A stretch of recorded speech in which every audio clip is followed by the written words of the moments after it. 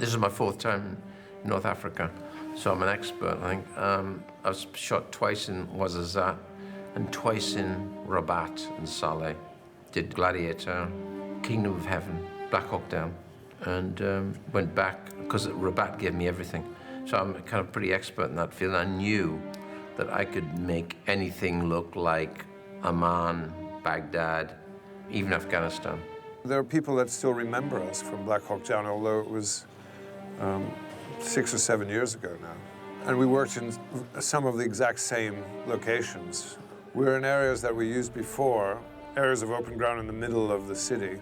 We shot exclusively here, so we're very well acquainted with what it has to offer, so that was an advantage. Ridley Scott is very famous here. Black Hawk Down was an enormous film that did a lot of good, very good PR work, and it was a very popular film. Everybody here has seen it, and they were installing and seeing it for 18 weeks. 18 weeks, that's like they've moved in, and a lot of people worked on the movie. So, no, this was the home for the movie, really. There hasn't been a movie here since Black Hawk Down. That's 8 years, so that tells you something, really. Ridley knows what's here, but no one else does. It's a sort of a well-kept secret, Rabat. He loves this part of the world. He has a real affinity for it. You know, he loves the being in it, and he really gets it on screen, the authenticity and the feel and the flavors of it, and he loves that, and I think he really captured it beautifully. When we shot in 2000, Gladiator, there was no films. We were the only film. This year, there's been 8 big ones. So it's really on the move. So there's now Moroccan crews are getting very practiced at it and getting very good. I did Gladiator and I did Black Hawk Down. And it opened up the box, didn't it? No one was going there. They're all scared to death. I said, isn't it dangerous? I said, no, not at all. Because Ridley having shot here many times and really knowing the country and knowing the culture and how people work here, it's been quite smooth. And both, you know, Arthur Max, the production designer, and Alexander Witt, who's shooting the movie, who's done a lot of second unit with Ridley over the years. And then we have a lot of local Moroccan crew, and a lot of them know Ridley. They know his work. They know how he likes to work. So it was really pretty smooth. I think certainly in these poor areas, I mean, a lot of the young guys are not working. We try and employ a lot of them. Whenever we come to an area, we very much say, well, what's the unemployment like here? How many of the streets have got young guys in between the age of 17 and 21 who want to come work?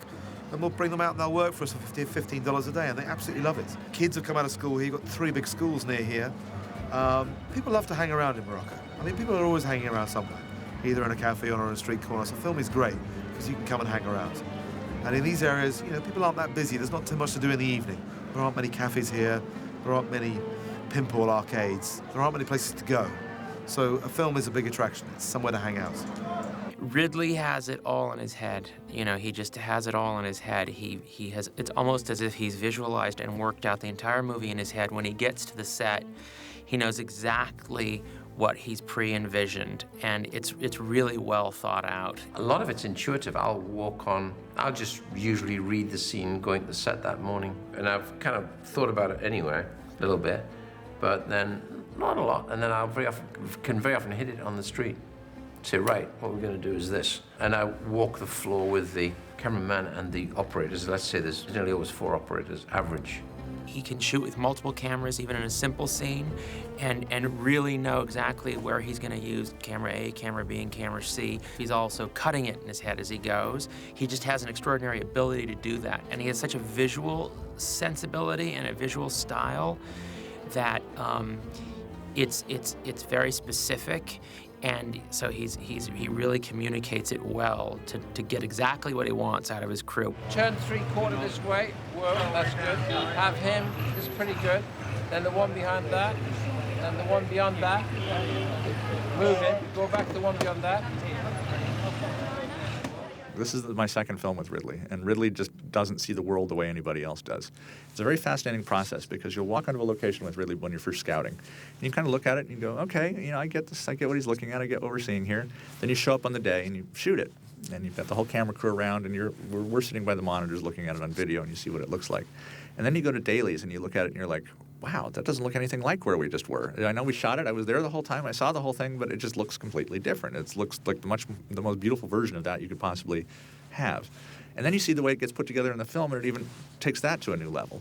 So it's just Ridley doesn't look at the world the way anybody else does. He doesn't see it the same way that anybody else does. Well, just from a cinematic point of view, I was amazed how he would have, 8 different monitors, and you watch the man there, and he's got angles from every different direction. I mean, you're doing a scene, and there's a person up in a tree, like, half a mile away, zooming in and out on your face, and you don't even realize it. And you come back and watch a scene that you're not in, and he's got, 8 different monitors, and you're just snapping like this from monitor to monitor, saying, all right, cut here, move this, more fire here, boom, boom, and he is like an editing bay.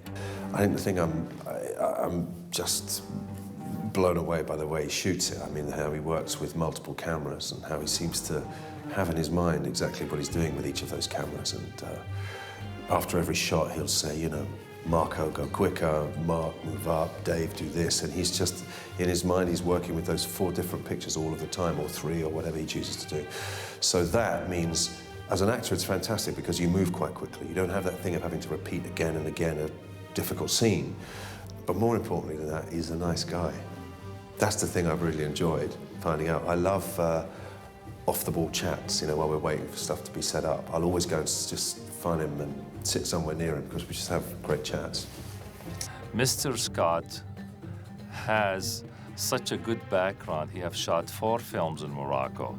So I call him Scott of Arabia. He really lived in this country for such a long time. I feel he should buy a villa and just live here, keep shooting films here, why not? Ridley is the kind of a director that he knows exactly what he wants, but he lets the actors be free to see what will come out of them.